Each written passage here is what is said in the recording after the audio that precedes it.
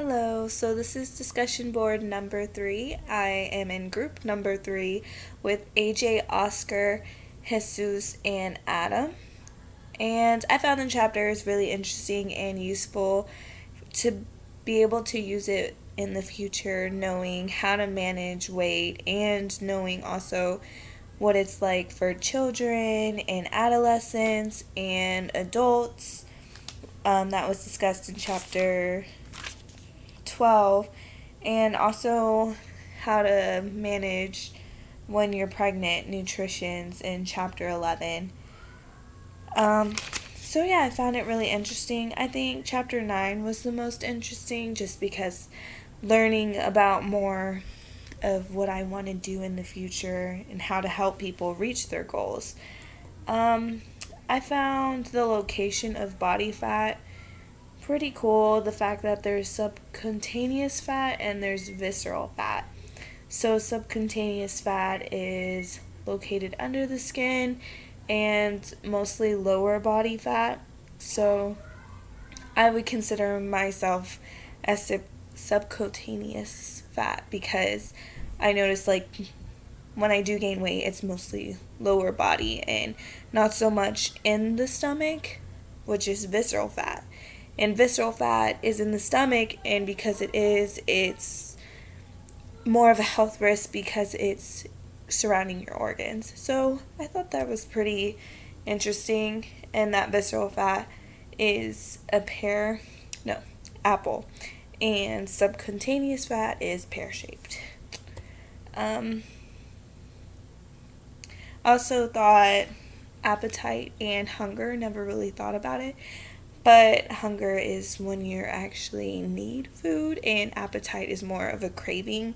And so I would say I have a very big appetite because I eat more like on time and not so much of when I'm hungry.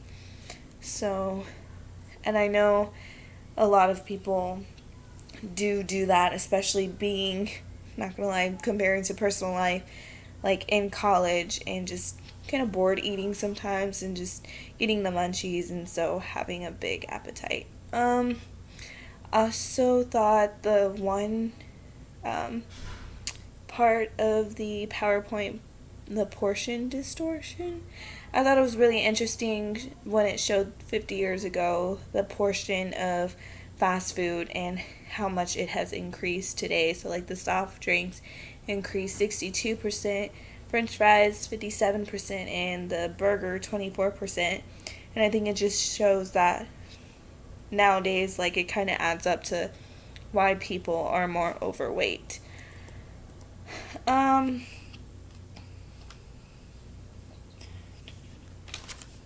and also knowing the different BMIs of obesity and overweight. So you can be overweight, but you might not be obese. Um, so, yeah, knowing that is good to know. And then also, um, nutrition and physical activity, and understanding how many calories we are actually burning and how many we're intaking. Um,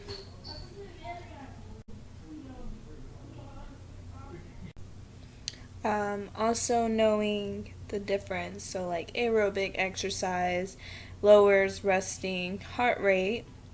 So the heart pumps blood more efficiently, so it can pump less often.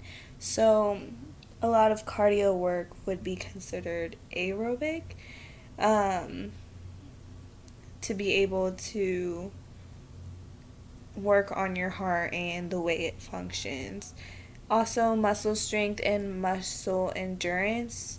So, muscle strength enhances the ability to perform tasks such as pushing and lifting, and muscle endurance enhances the ability to continue repetitive muscle activities. So, muscle endurance would be like lightweight, doing it more reps, and muscle strength would be really heavyweight and doing less reps. And also just understanding that you need to have an active lifestyle. So, to have a healthy life, you need to go for walks, go on hikes, go walk your dog, whatever helps. And I just thought the chapters overall was very informative. I couldn't even go over all of it. So, like in chapter 12, understanding what you need to eat as a kid and how much a child actually burns, and a teen all the way up until you're elderly.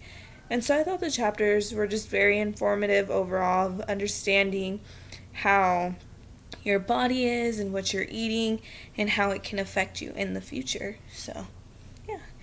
Um,